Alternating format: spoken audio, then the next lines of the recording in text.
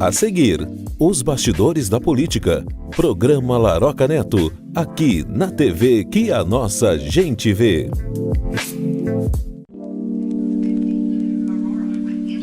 As matérias e opiniões deste programa não representam a opinião deste canal, e sim do seu idealizador, o qual é responsável por elas.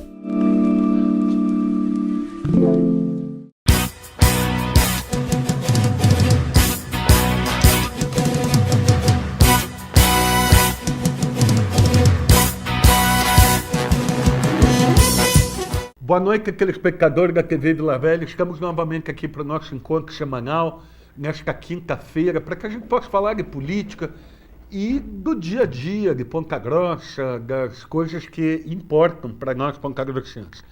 Eu prometi para vocês na terça não abri o programa, falando a respeito daquela sequência histórica dos presidentes da República, e hoje eu vou falar a respeito do Getúlio Vargas, não do período em que ele entrou com a Revolução de 30, né?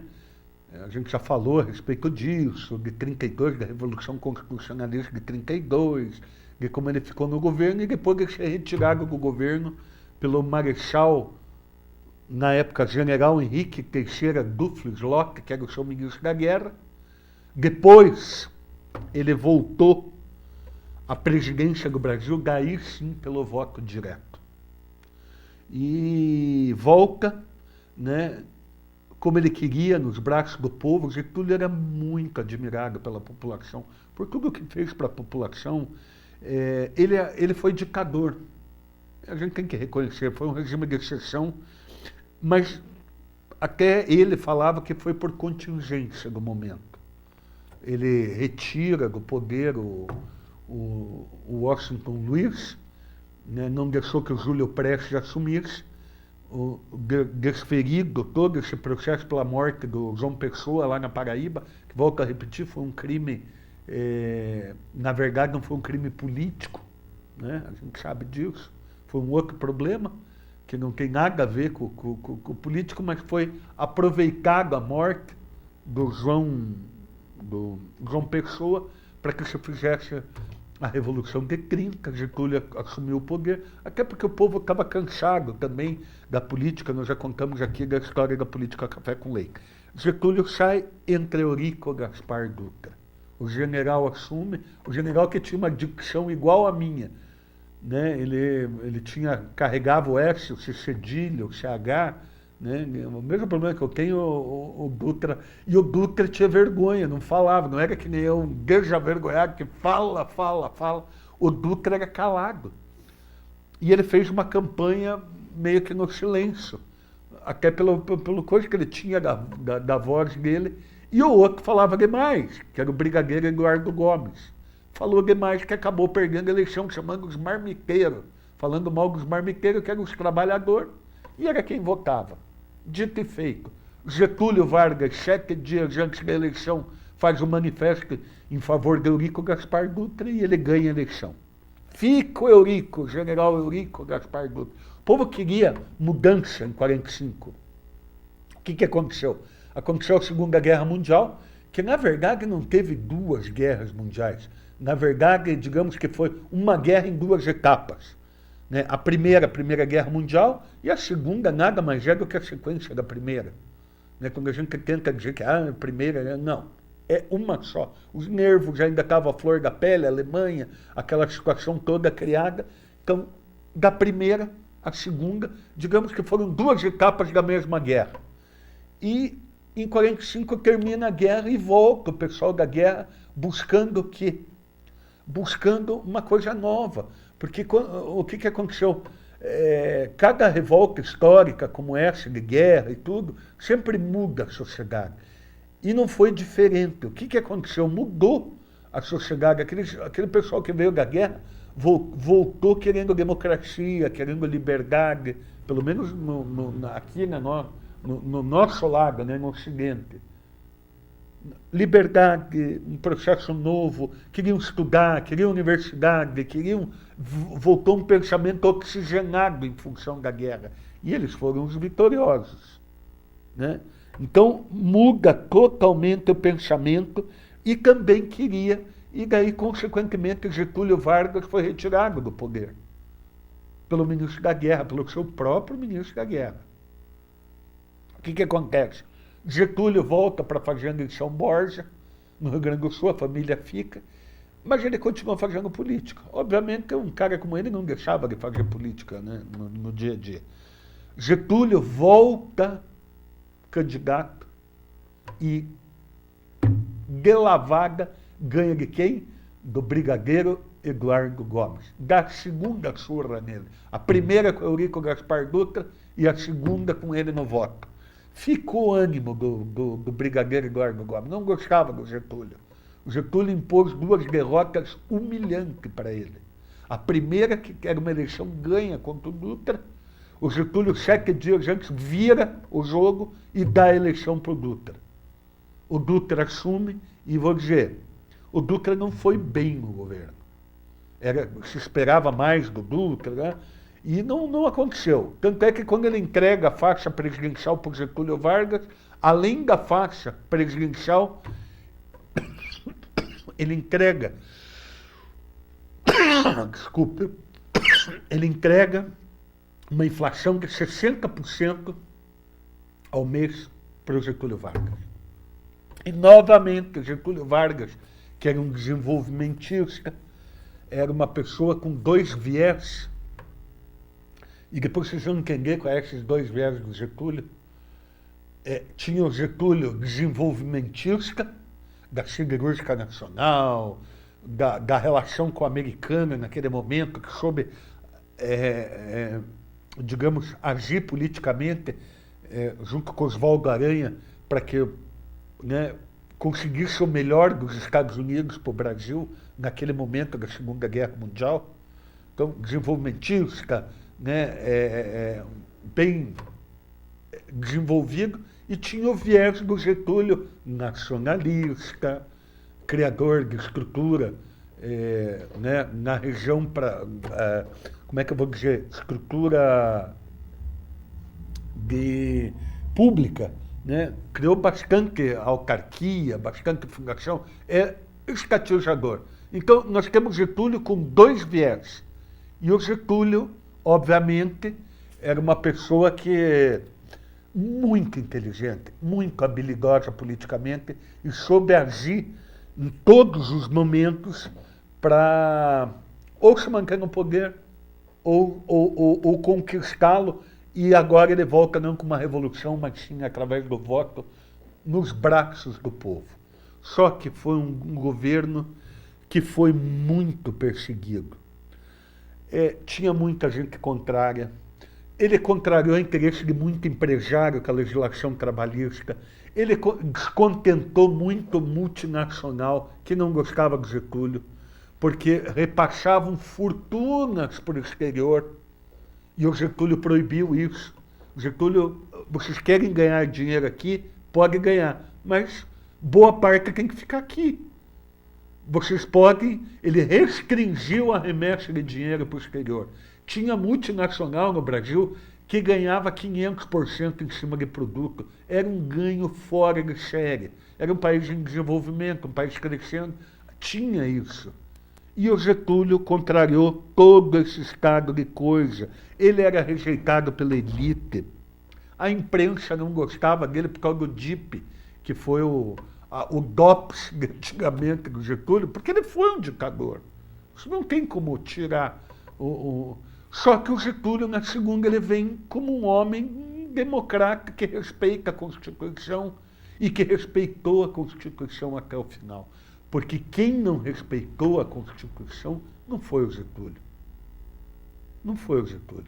Quem desrespeitou a Constituição foi o processo investigativo, o Lacerda, que chamavam de Corvo, que era o governador, foi governador da Guanabara, que foi a figura do episódio da Rua Toneleiros, porque alegam que o Getúlio, e aí que está a grande trama, né? Um golpe, na verdade foi um golpe. E ele não se concretizou, eu vou dizer por quê. O golpe era o seguinte: o Gregório Fortunato, que eles chamavam de Anjo Negro, era um homem de 2 metros de altura, e que trabalhava para a família do Getúlio Vargas desde o tempo do Rio Grande do Sul. E esse, considerado anjo negro, era o chefe da polícia, que era quem o Getúlio confiava a sua segurança. Inclusive tem fotos do Gregório Fortunato, que é o anjo negro, aqui em Ponta Grossa, protegendo o Getúlio Vargas. Ele era um estanceiro, Getúlio não era um cara rico, né? O pai dele, mas eram pessoas bem relacionadas. E esse cidadão orbitava na família. E o Getúlio tinha ele como uma pessoa de confiança. Talvez, e aí que está a coisa, que o Gregório era corrupto, que pegava dinheiro. A família Vargas pegava dinheiro. Não era bem assim. O Getúlio morreu com uma estância de 46 hectares em São Borja e com um apartamento em construção no Rio de Janeiro. Nada mais e nada menos que isso. Mas havia um interesse de dizer que a família Vargas era corrupta. Agora, o Getúlio não. Talvez o Gregório Fortunato, o anjo negro, tinha pego dinheiro, mas a grande... enquanto o Getúlio dizia que cumprisse a Constituição, e inclusive antecedeu uma determinada reunião lá, antes da sua morte, que ele dizia que ele não queria mais rasgar a Constituição. Que doía nele, doeu muito, quando lá atrás... Pedi desculpa para vocês, mas não estou bem da garganta, tempo seco. Vou tomar uma água aqui. Mas havia um interesse do Getúlio, e como eu falei, o Getúlio não era um homem rico, mas havia um interesse de tirar Getúlio do poder. Então, o episódio da Rua Toneleiros foi um cara que chegou, acho que deu um quiprocó na hora, viram que o cara estava armado, foram tentar desarmar o cara sacou o revólver e não atirou no Lacerda. Atirou e matou o Major Vaz, que era o major da aeronáutica. E deu um tiro no pé do Lacerda. O Lacerda, para mim, é um escroto da história. Não presta. Tanto é que chamavam de corvo. Né? E ele tentou destruir o Getúlio, era um udenista, né? Tentou destruir o Getúlio de todas as formas. E eu volto a repetir, o Getúlio tinha muita inimizade. Acionista de multinacional, os políticos que ele caçou na época, quando ele foi ditador, né? A imprensa que não gostava dele por causa do DIP, né? Que era a Delegacia Especial de Informação do Getúlio. E, obviamente, foram perseguir o Getúlio. Foram atrás, derrubar de qualquer jeito. Tanto é que o Lacerda não queria nem que ele fosse candidato. Ele foi candidato. O Lacerda dizia que ele não podia tomar posse. Ele ganhou. E ele tomou posse. E o Lacerda querendo dar o golpe. Querendo dar o golpe. E ele, em determinado momento, com esse tiroteio. E o Lacerda foi pródigo, né? Ele tinha acesso à televisão. A televisão estava surgindo na década de 50 e ele se aproveitava muito do veículo de comunicação em desenvolvimento para atingir o governo do Getúlio Vargas. E o Getúlio Vargas não era inerte. Ele não queria rasgar a Constituição como ele teve que fazer por 2 vezes enquanto ditador. E ele tinha aquilo na cabeça dele e o ministro dele chamava-se, o ministro da Justiça dele chamava-se Tancredo de Almeida Neves. E ele disse para o Tancredo que ele tinha a preocupação de não desafiar a Constituição, tanto é que ele não desafiou. E nesta reunião que antecedeu o seu suicídio com o pessoal que o cercava, que ele tinha confiança, e ele teve muita traição naquele momento, ele chegou à conclusão de que ele não deveria desafiar a Constituição. Mas daí o outro lado desafiou. Pegou, invadiu o palácio, foram revistar sem ordem judicial, foi nomeado um militar da aeronáutica, e tudo isso comandado pelo brigadeiro Eduardo Gomes, que perdeu a eleição e estava, com a dor de cotovelo ardendo, a UDN inteira ardendo.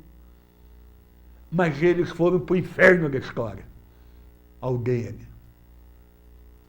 Ganharam a próxima eleição, ganharam com Jânio Quadros, ficou 7 meses no poder e caiu. E daí a UDN foi para o espaço, merecidamente. Tentaram derrubar o Getúlio, foram até a última instância, investigaram, fizeram tudo o que podia fazer para tentar envolver o Getúlio Vargas e não tendo. E hoje a gente sabe que o episódio da Rua Toneleiro foi tudo construído como se fosse um golpe de Estado, coordenado pelo brigadeiro Eduardo Gomes, que perdeu a eleição para o Getúlio, coordenado inclusive pelo Genóbio, que era o seu ministro da guerra, e novamente ele traz Getúlio, o ministro da guerra, como o Locke traiu lá atrás. O Genóbio trai ele, fica do lado do pessoal que queria derrubar e deram um ultimato para ele sair do governo. Está aqui a carta, ou o senhor sai ou o senhor sai. E o Getúlio, naquele momento, ele pega e toma uma decisão que é o suicídio. Ele tinha 72 anos de idade, era uma pessoa com problemas de saúde, ele tinha um sobrepeso, ele fumava demais, ele comia muita carne vermelha, né? Então, muita gordura, né? Era estressado, estava vivendo um momento difícil, e naquele momento difícil, ele não podia deixar que o golpe se consolidasse, porque aquele golpe de 64 já era para ter acontecido muito antes. E o que o Getúlio faz? Ele comete o suicídio. E daí, aquele povo que o traiu, aquele povo que foi tudo para o mesmo lado, né? Derrubar o Getúlio Vargas, com o suicídio do Getúlio, sentiu a perda. Saíram à rua, foram quebrar o jornal pertencente ao Carlos Lacerda. Lacerda teve que sair do país. A revolta da população foi tão grande, e a carta de despedida do Getúlio Vargas foi tão forte, porque conta ali o porquê de tudo o que aconteceu. E digo mais, esse homem morreu com uma fazenda em São Borja, que ele já tinha com 56 hectares, e morreu com um apartamento em construção no Rio de Janeiro. O único patrimônio que ele tinha. Diziam que ele era corrupto.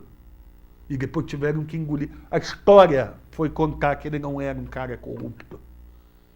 Talvez o Gregório Fortunato tivesse recebido propina, mas dele não teve o que se comprovasse efetivamente que ele fez de errado. E depois a população viu a perda naquele momento. Homem que instituiu o voto da mulher, homem que fez a legislação trabalhista, criou a Petrobras, né? Falava que o petróleo era nosso, defendeu a siderurgia, foi desenvolvimentista, e naquele momento ele não queria entregar o Brasil novamente para uma ditadura.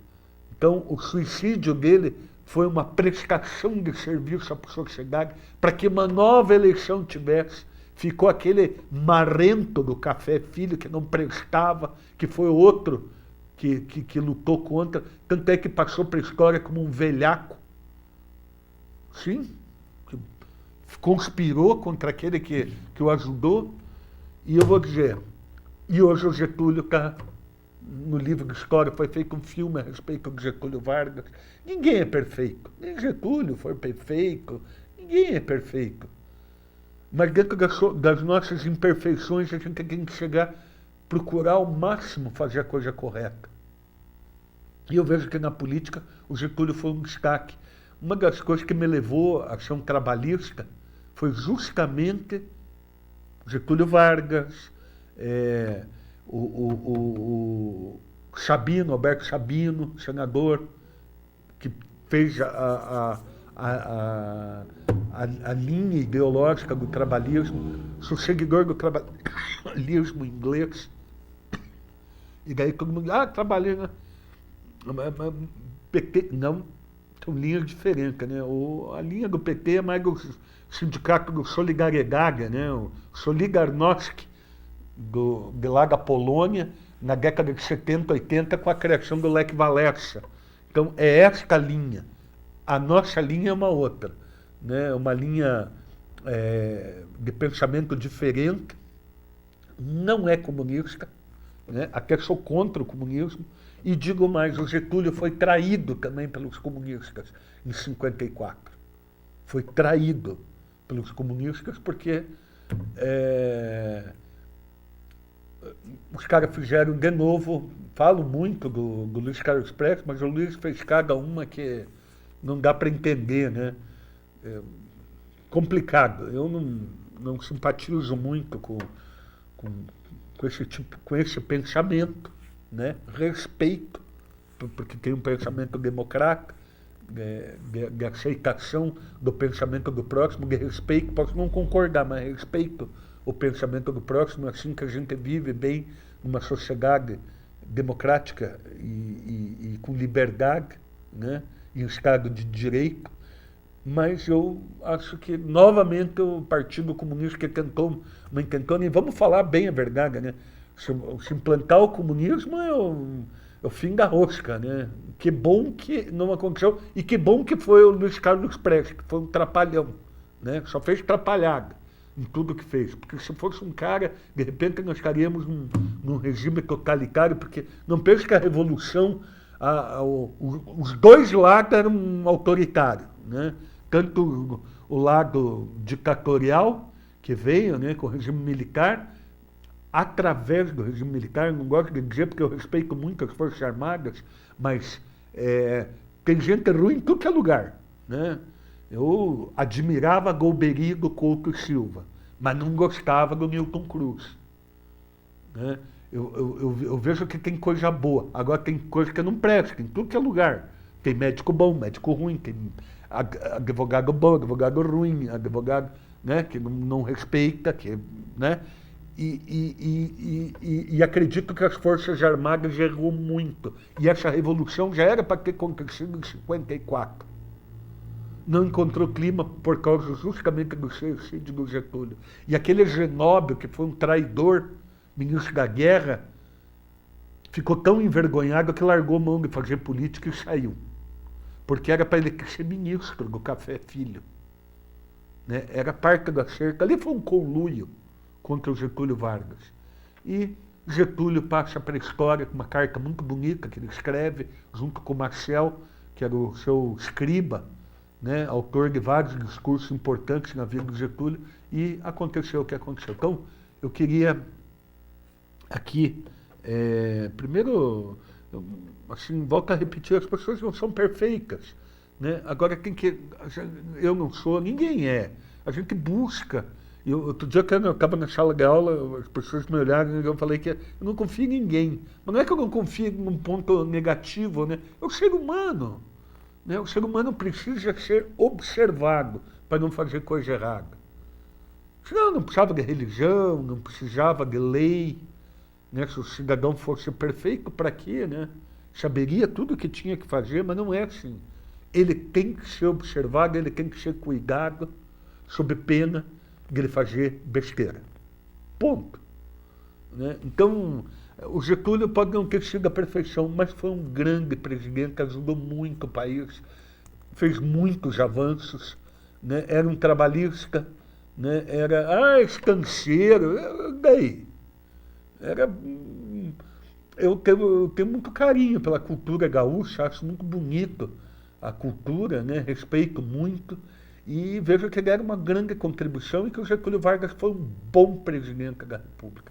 Pelo menos é a minha opinião, né? Respeito aos demais que talvez não simpatizem, mas eu simpatizo muito com o Getúlio Vargas.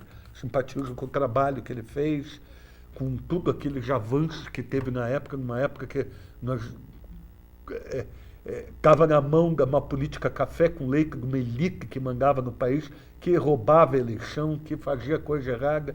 E depois de 1930 nós tivemos um período de democracia, depois do final da ditadura, que nós devemos muito a Getúlio Vargas. E inclusive com a sucessão dele, com a vitória do Juscelino Kubitschek, que foi graças a Getúlio Vargas.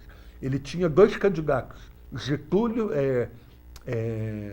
Juscelino Kubitschek e Jango Goulart. E para surpresa de vocês, eu vou contar uma historinha aqui. Está no livro, inclusive, do Narlock, tem um outro eu não lembro, não estou me recordando o nome, que conta que o Getúlio, o candidato favorito dele era o Juscelino Kubitschek. Ele via no Juscelino o futuro, aquele jeito do Juscelino, que é bem popular, e ele não queria o Jango, porque ele achava o Jango estatizador, a simpatia que ele não queria, apesar do Jango ser meio parente dele, ser gaúcho, ele queria o Juscelino, tanto é que o Juscelino foi presidente e o Jango vice. E depois vocês sabem o resto da história que aconteceu. Mas aqui eu queria deixar aqui o meu respeito a toda a gauchada e principalmente o respeito à figura. Outro dia eu estava vendo o Tempo e o Vento, né? Gosto muito da cultura dele, tem um respeito muito grande e tem muito a ver com a nossa cultura paranaense aqui, com o nosso jeito de ser, e a gente se dá muito bem com os gaúchos. Tanto é que o Getúlio veio para Ponta Grossa na época da Revolução de 30 e daqui que partiu para a Vitória, para conquistar o poder e mudar o país, tirando daquela política do café com leite. É isso que nós tínhamos no segundo bloco. Nós vamos ficar novamente conversando com o Gregório Aguinel, hoje falando sobre linha férrea e sobre umas outras questões aí ligadas ao bairro do Varandas. Um grande abraço e depois nos encontramos no segundo bloco.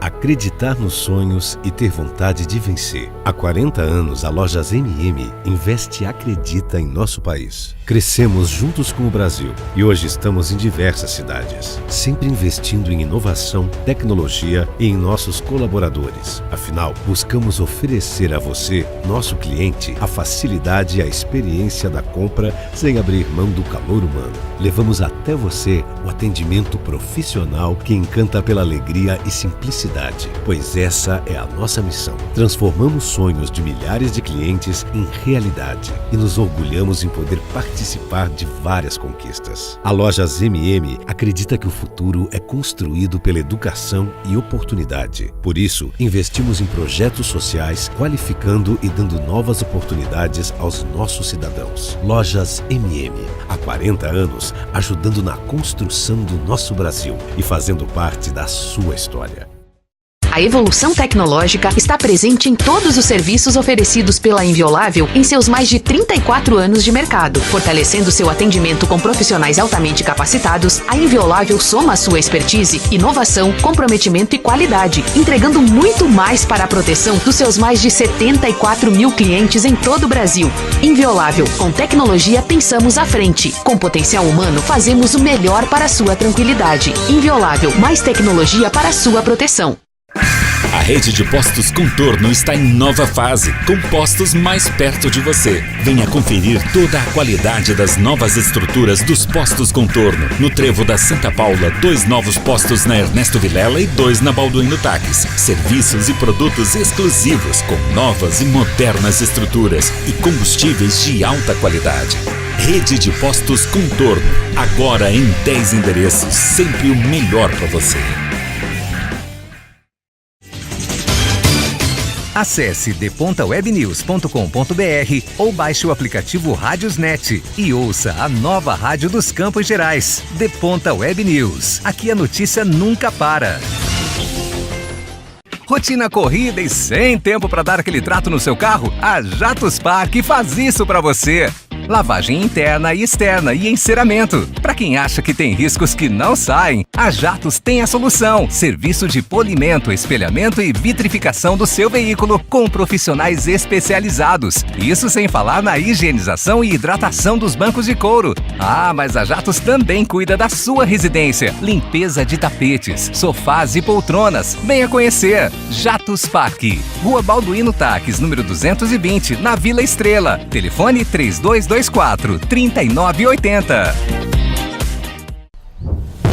As frentes de obras da CCR Rodonorte estão abrindo caminho para o desenvolvimento do Paraná. Municípios estão ganhando novos acessos, através de centenas de máquinas operando na maior obra rodoviária em andamento do estado. gerando 1.400 empregos e proporcionando muito mais conforto, fluidez e segurança para a sua viagem. CCR Rodonorte, contribuindo para o desenvolvimento do Estado. Confira na última edição da revista De Ponta a Ponta.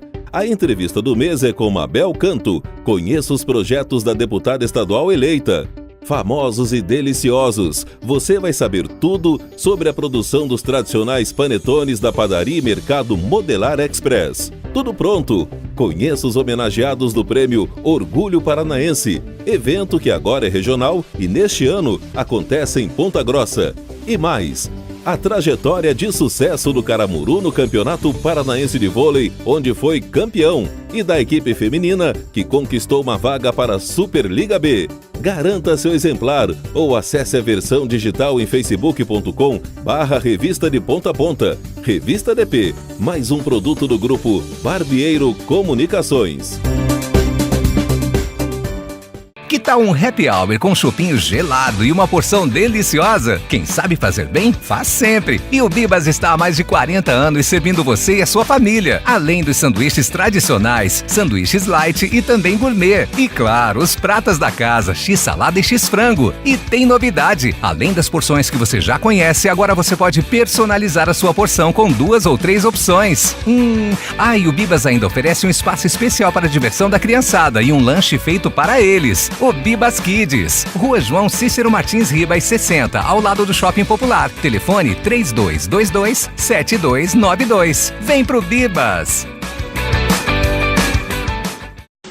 Água, a mais saudável de todas as bebidas. Royal Fit, água mineral para agradar os mais puros e exigentes paladares. Em embalagens de 20 litros, 10 e 5 litros. Garrafas de 1,5 litro e 510 ml com e sem gás. Na medida certa para a sua saúde. Royal Fit, uma atitude pura e natural para todos os paladares. O mundo mudou e o CEPAM continua crescendo. Mais espaço, novas salas, um novo colégio. Porque fundamental é ser bilíngue. CEPAM para ensinar mais e melhor. A Chácara de Orgânicos Maria Emília está preocupada em oferecer o que há de melhor para enriquecer ainda mais a sua mesa, com uma dieta mais saudável. Além de hortaliças que são todas de época e produzidas em nossa terra, oferecemos uma rica variedade de alimentos produzidas por parceiros da região, como frutas e grãos, além de alguns produtos caseiros como ovos caipiras, geleias, polpa de frutas, requeijão e mais. Na Chácara de Orgânicos Maria Emília, você pode encomendar produtos com maior valor nutritivo e sabor, produtos 100% orgânicos que serão entregues na sua casa. Fone 3238-1909.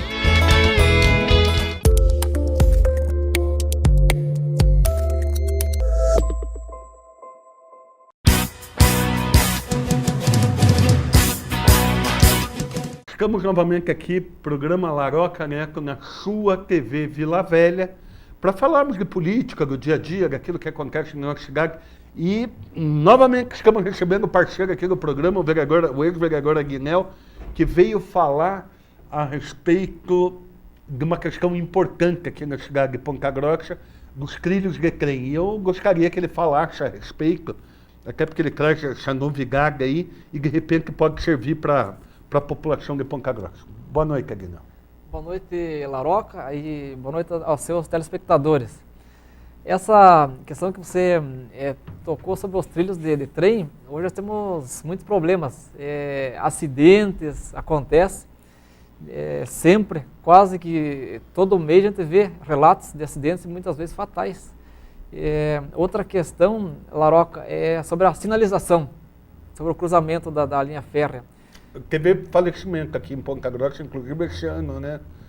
O ano passado também teve, né? Muita gente que perdeu... membros do corpo na linha férrea. Eu tenho uma pessoa que eu conheço, que ele estava indo trabalhar de madrugada, de moto, e estava numa dessas ruas que não é pavimentação, aquele poliedro lá, aquelas pedras lisa, e de manhã... Pedra irregular. E de manhã tem aquela umidade da parte da manhã, e a hora que ele avistou, ou percebeu o barulho do trem, tentou segurar a moto, mas foi pior. A hora que ele freou, acabou indo na frente do trem e acabou perdendo parte da perna ali, sabe? Então uma dificuldade. situação bem complicada. Era né? motorista, acabou não podendo ocupar mais sua função, né? Aham. E hoje não pode mais atuar na função, então... E não é pouco os acidentes que acontecem, né? E Ponta Grossa tem uma dificuldade que tem muito cruzamento de via férrea, né? Tem vários locais de Ponta Grossa que são vias muito movimentadas. E daí tem esse cruzamento dessas linhas férreas ou seja, a cidade foi expandindo, né, e foi invadindo essas linhas férreas que estavam distantes. Estavam distantes da cidade. E pela expansão urbana, né, a cidade foi indo para dentro, para cima dessas linhas. E nós temos, por exemplo, ali na Vila Margarida, ali, sabe aquela linha ali? Aquele cruzamento é perigoso. Que é muito utilizado, é a linha de ônibus, inclusive. Sim, o Tarubá lá do Borato. ali na Palmeirinha, né? Isso, por ali você corta, sai na Palmeirinha. Sai na Bento Ribeiro. Isso, por ali você corta e sai lá, pode sair no Parque Nacional das Graças. Pode sair na Serrinha também, né? Sai Pega por ali. A Serrinha pela Bento Ribeiro ali, você vai parar lá em cima, né? Nós temos também lá aquele cruzamento do Borato, que você para acessar a BR. Sim, que é perigoso, já morreu bastante gente lá naquele local. Muito perigo ali. No Borato, como é que é o nome do outro do local ali? Tem vai por dentro ali, tem a rua que vai sair no Santa Luzia, né? Isso, dar trincheira lá, né? Você, saindo por ali, você pega o acesso ao Santa Luzia lá, né? Pelo Borato, né? Pelo Borato. E muita gente faz uso ali. Eu lembro que parece que morreu uma senhora, se não me engano, há um tempo atrás, não sei se 1 ano, 2 anos atrás, foi cruzar via férrea ali e faleceu também com carro. Ela acaba de carro, né? Isso, exatamente. Ela acabou perdendo a vida nesse cruzamento. E eu, quando percebi isso, Laroca, acabei olhando uma lei municipal que nós tínhamos e que obrigava uma sinalização assim, que alertasse melhor os motoristas. Eu peguei na época em que eu tinha o mandato de vereador e fui até o MP. E acabei fazendo a denúncia à promotoria para que tomasse conhecimento da lei e que pudesse fazer algo para que obrigasse... Entrasse com o dever de fazer do poder público. Isso, para que obrigasse o prefeito a cumprir com a lei. Porque tem uma lei municipal, né, que obriga a sinalização correta, horizontal e vertical. E depois eu fui atrás do MP para saber o que isso aconteceu.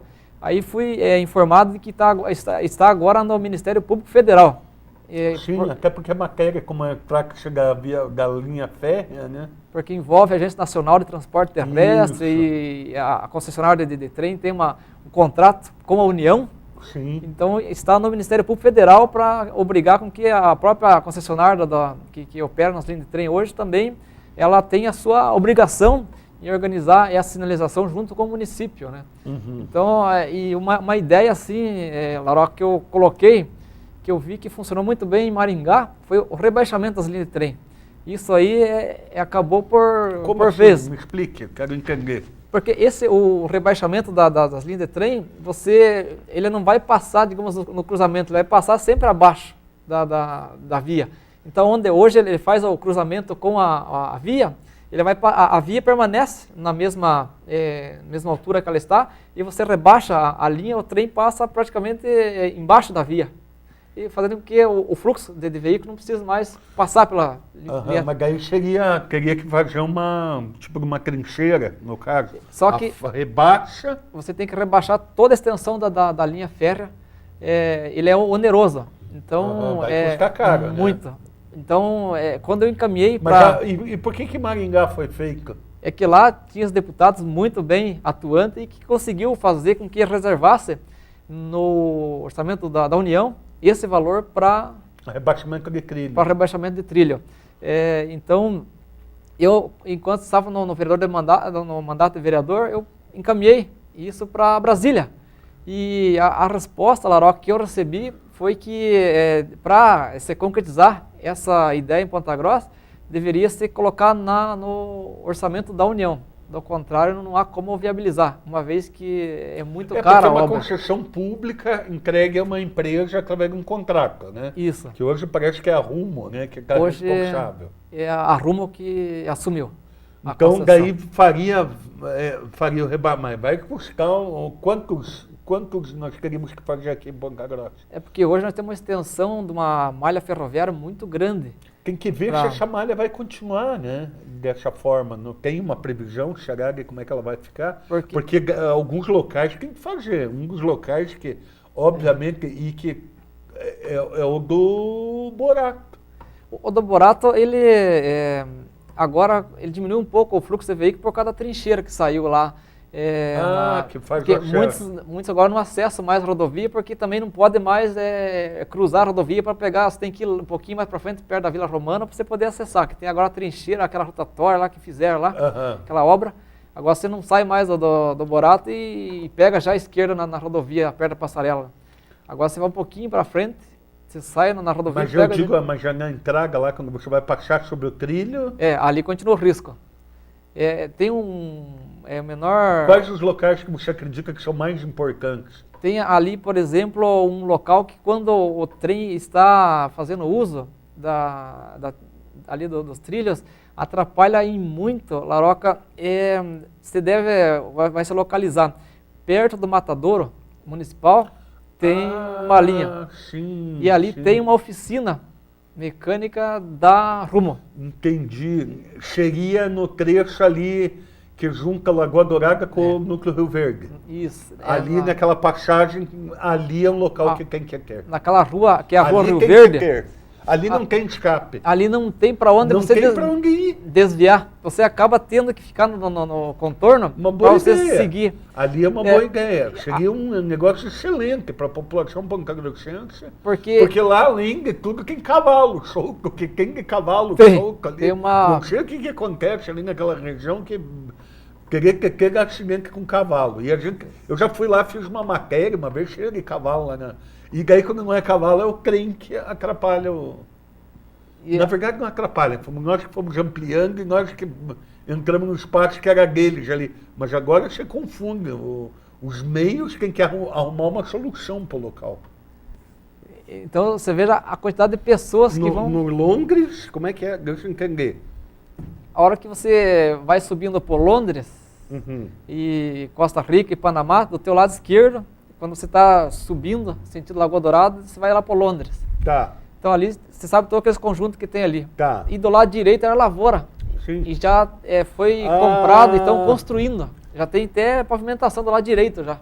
Vai ser um loteamento, um conjunto habitacional ali. Conjunto habitacional, Minha Casa Minha Vida? Pelo que eu percebi, a construtora vai fazer, não pela Prolar, mas direto com a construtora, mas no programa Minha Casa Minha Vida. Já tem pavimentação, ruas do lado direito, que é a lavoura. Então, ou seja, vai meio que emendar com o São Martim. E inclusive, fui eu que fui o relator desse projeto. Exatamente. Ali que nós exigimos uma contrapartida. Perfeito. Da construtora. Então, muita gente virou pai da criança.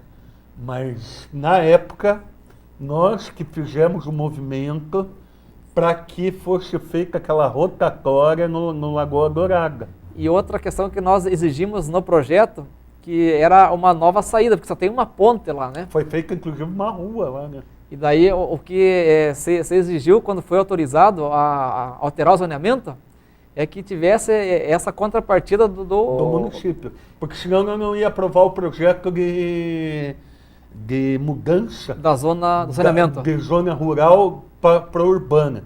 Então, o que foi exigido? Uma contrapartida da empresa, porque ela ia ganhar muito dinheiro. Muito dinheiro. Então, autoriza, você não vai se prejudicar a empresa, mas que a contrapartida seja rotatória e demais benfeitorias, como a pavimentação da Rua Grande, ali da avenida principal, vai sair pavimentada. Né? Então, veio uma contrapartida, acho que deu em torno de 4 a 5 milhões para o município. Né? E uma nova saída que a gente estava solicitando, porque ele tem só uma ponte de entrada. Uma ponte. Então, foi colocada uma nova saída e, pelo que me passaram, a construtora acatou para fazer uma nova ponte, para ficar uma ponte só de entrada e outra ponte de saída. Aí tem um barzinho perto da ponte, lá se deve lembrar. Aí o rapaz que tinha o bar ali, que me falou que a construtora lá informou eles ali, e que até teve, se não me engano, o prefeito esteve lá falando que vão acabar tirando aquele bar que está ali para fazer uma nova ponte. Vai melhorar bastante, para ver, né? Foi uma legislatura nossa. Pois é, ou seja, a Câmara, nós que estava lá, produzimos pensando nas pessoas que vão morar lá. Então, o que muitas pessoas que às vezes não têm tempo, né, Laroca, para ir lá na Câmara, acompanhar o trabalho da gente como vereador. Acaba não sabendo o que passou pelas nossas mãos, exigir saber que as pessoas que precisam passar por ali tivessem uma nova ponte, uma nova saída, porque, digamos, uma hipótese, que aquela ponte viesse a cair, ninguém sai da vila. Londres, Panamá, Costa Rica, São Martin, ninguém sai daquela região, né? Então, com o nosso trabalho e aquela emenda que você fez no projeto, foi que potencializou e obrigou a fazer isso. Que a empresa tivesse que fazer a rotatória e que fizesse. Porque senão a gente não ia aprovar o projeto. Nós não íamos aprovar o projeto.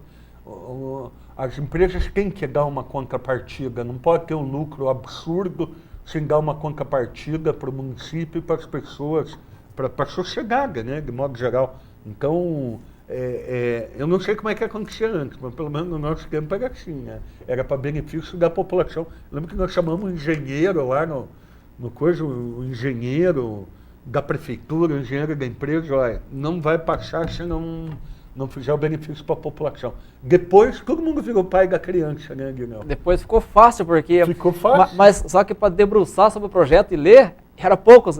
Você que fazia com que a gente acabava lendo os projetos que nós ia votar e aí a gente acaba propondo as melhorias. Muitas vezes até tirava para vistas, para não deixar o projeto ser aprovado, que viesse prejudicar. Cansou de a gente retirar projeto, ficavam... Né? Mas a gente tinha que defender a população, não tinha coisa que não fosse feita em favor, ali tudo era feito em favor da população, para melhorar. Quantas vezes você ajudou os ambientalistas, né? Eu lembro, me recordo,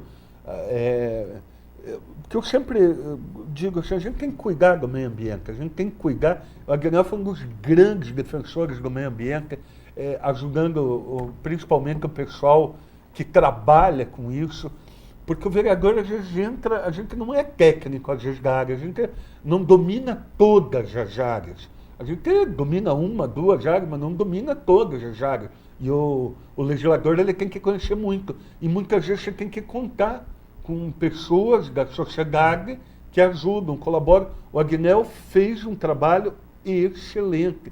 Eu lembro do projeto das cavernas, de defesa do meio ambiente, de defesa da região aqui. E vou dizer uma coisa, pessoal, tinha coisa que não passava. Porque não tem que... Às vezes o sistema não quer mudar.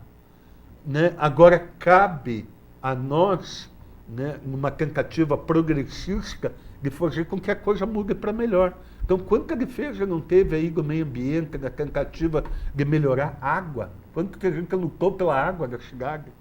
E eu até, a hora que você cita a questão do meio ambiente, da água, teve um vereador que falou, você é louco ficar perdendo tempo com questão de água, coisa embaixo da terra, sai buscar voto embaixo da terra. Eu falei, olha, vereador, eu não estou preocupado com o novo processo eleitoral. A minha preocupação é que nós tenhamos água em abundância, que a água é um bem finito. Ela nunca aumenta. Ela tem aquela mesma quantidade. E se nós continuarmos contaminando, vamos perder a água, né? Ela vai diminuir sempre a água potável. Então eu fiz um trabalho, eu lembro que eu cheguei a fazer uma audiência pública por conta de um aterro privado que estava saindo em cima do aquífero, que é perto do Botuquara, porque exatamente ali tem um aquífero nosso ali que é riquíssimo de água natural em Ponta Grossa. Por que hoje nós temos as grandes empresas de cervejas em Ponta Grossa? Elas não vêm à toa para cá, Laroca. Elas vêm porque aqui tem uma riqueza natural muito grande que elas estão extraindo. E é para isso que elas vêm para cá. Além da cidade estar bem localizada, nós temos uma riqueza natural excelente, né? E daí a minha preocupação era com essas pessoas, com nós hoje, o nosso presente e o futuro, filhos e netos. E lembrar que a água é vida. Você sabe que estão votando um projeto em Brasília? Não sei se já votaram. A sorte nossa que nós não renovamos o contrato com a Sanepar. Vou dizer, sorte. Porque agora estão mudando a lei em Brasília E aquilo que foi estabelecido como legal, lembra que se a empresa, digamos a Sanepar, o capital dela fosse vendido, o sistema voltaria para o município?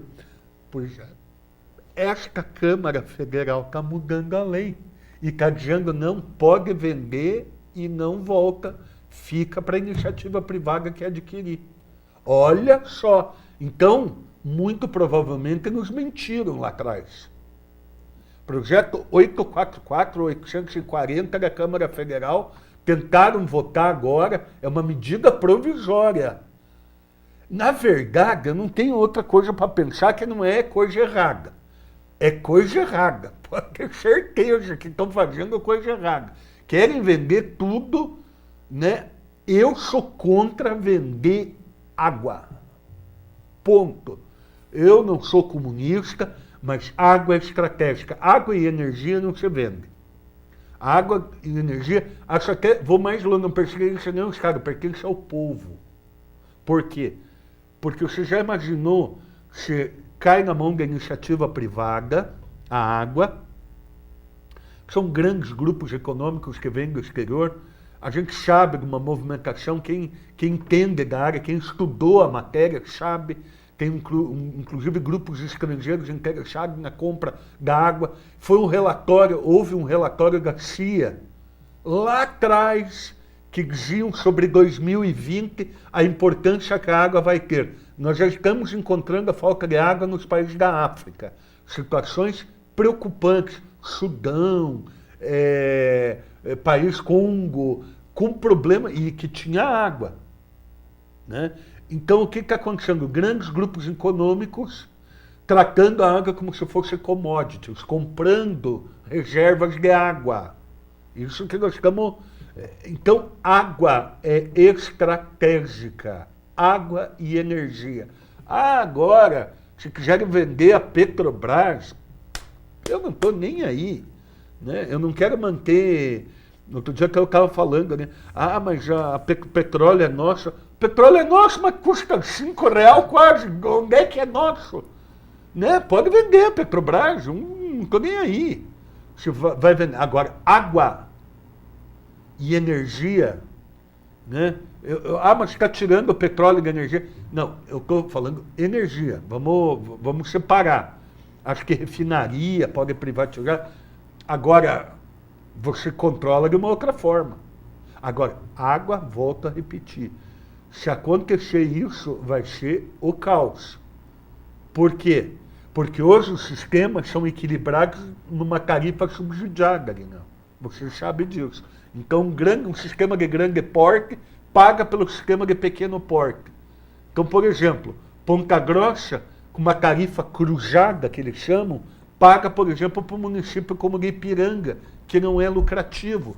Paga por um município como Ivaí, que não é lucrativo. E você pode estar pensando, mas peraí, então nós pagamos a conta dele. Não é isso.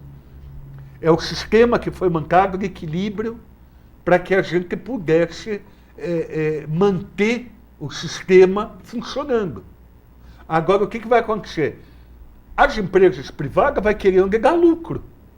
Lembra quando nós negociamos aqui os contratos aqui, que nós não deixamos acontecer, que eles queriam pegar o município, mas não queriam pegar os distritos rurais, Itaiacoca, Guarazi, tudo ia ficar para o município manter. Eles queriam o município de Ponta Grossa, a parte que dá lucro. A parte que dá ninguém, nem a Sanepar, que é uma empresa em tese pública, de capital misto. Imagina a iniciativa privada. Você acha que é o Debrecht, que a Delta Engenharia, que ganhou um contrato, sabia que a Delta ganhou um contrato aqui em Ponta Grossa? Né? É uma empresa atrelada à Delta. A Delta é aqueles casos de corrupção do Cavendish, lá na construção de estádio, uma roubalheira. Os caras ganharam uma licitação aqui, mergulharam na licitação. Né? Então, tem algum interesse por trás do biombo. Nós temos que descobrir isso. Né? Porque agora essa tentativa de venda, lá, de possibilitar a venda das companhias, está me cheirando roubalheira, está me cheirando corrupção. Isso eu não tenho dúvida. Está óbvio isso. Porque vão vender os contratos de água, Porque não tem mais o que vender, né? Já estamos falando das privatizações, né? Tá bom, venda esses estatais, pode vender. Agora, volto a repetir, água não. Água vai dar problema. Vai dar problema, o preço da tarifa, de repente, dispara, não sei com quem que vai ficar o controle, que tipo de controle vai ter. O sistema está ruim, mas está funcionando. Agora, se cair na mão da iniciativa privada, vai cair ou na mão de uma Norberto Odebrecht, ou vai cair numa mão de uma construtora Delta, uma Camargo Correia, uma Andrade Gutierrez, porque é quem opera o sistema de engenharia no país. Então, é para pensar. Esses caras já mostraram a que vieram. OAS, construtora, se tiver que subornar, vai subornar e já provou isso. Já provou que suborna, dá dinheiro, faz o que tem que fazer. E eu, volto a repetir, eu não condeno. Eu condeno agente público, ladrão, safado, que acerta com a empreiteira. Daí, porque a empresa está no papel dela. Interesse. Agora, interesse econômico. Interesse econômico. Agora, cabe ao agente público manter a lisura, a ética, a conduta correta para que isso não aconteça. Então, pessoal, tem linguiça embaixo da farofa. Então, essa defesa que o Aguinel fazia do meio ambiente é providencial nesse momento. Cuidado com a água. Nós vamos ver essa discussão. O projeto, a medida provisória, e que era o relator, era o Valdir Halpe, do MDB. Tem linguiça embaixo da farofa, pessoal. Não tenho que pensar diferente que não seja isso. E estão querendo meter a mão na guaiaca. Não tem outra... né? E a sorte nossa é que nós não fechamos o contrato com a Sanepar. Porque vieram aqui e contaram que, não, se vender a empresa, agora com esse projeto de lei apresentado, vai dar para vender a empresa. E quem assinou o contrato dançou. Adeus. Né? Para se pensar. Aguinel, agradeço a presença aqui no programa e tomara que se resolva esse problema da linha férrea. Eu acho que é uma solução muito boa, esse rebaixamento. Não precisa fazer rebaixamento em vários trechos, mas os trechos mais importantes seria interessante para o município, economicamente, qualidade de vida, né, proteção, segurança das pessoas. Porque como o trem ele anda em linha plana, automaticamente você vai fazer o rebaixamento nesse cruzamento, você vai ter que fazer um trajeto muito maior, porque geralmente o trem anda só em linha plana. Então, com certeza, vai ser no cruzamento lá que nós citamos.